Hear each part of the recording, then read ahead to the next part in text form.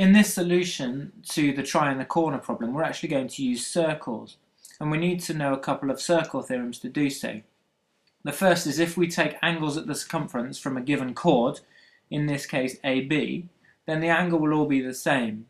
So at C, D and E in this diagram, the angles are all the same size. Now in this second diagram you can see a set of circles, all of which pass through A and B, which represent our rugby posts, and as the kicker moves further back we can see that the angle grows smaller. So as the circles grow bigger, the angles grow smaller.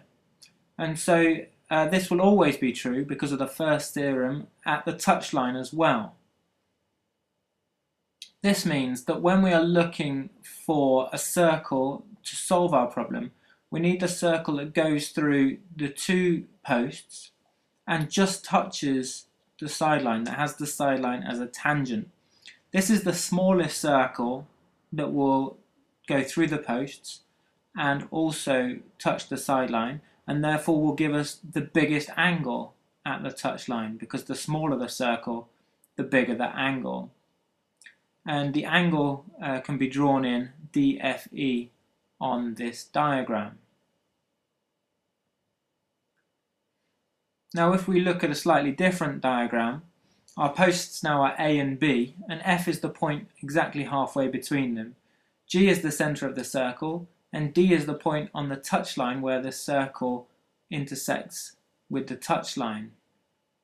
Now DG obviously is a radius of the circle, and that means that AG is a radius of the circle.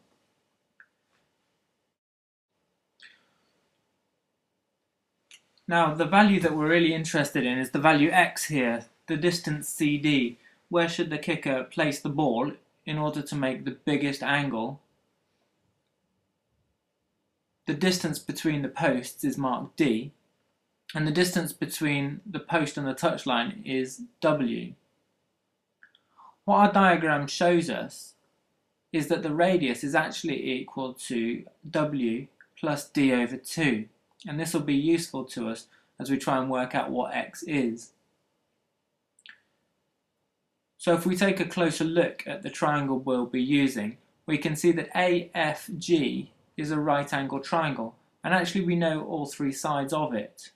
FG is x, AG is W plus D over 2 because it's a radius, and AF is D over 2 because we said that AB, the distance between the posts, was equal to D. Because we know three sides of a right angle triangle, we can obviously use Pythagoras' theorem to find a value for x. So x squared is equal to the hypotenuse, W plus D over 2 squared, minus D over 2 squared. If we expand out the first bracket, we'll get W squared plus 2dW over 2 plus D squared over 4. And squaring D over 2 also gives us D squared over 4. Now we can cancel out the 2's, and we can do the plus D squared over 4 minus D squared over 4, giving us 0. And that leaves us with x squared equal to W squared plus DW.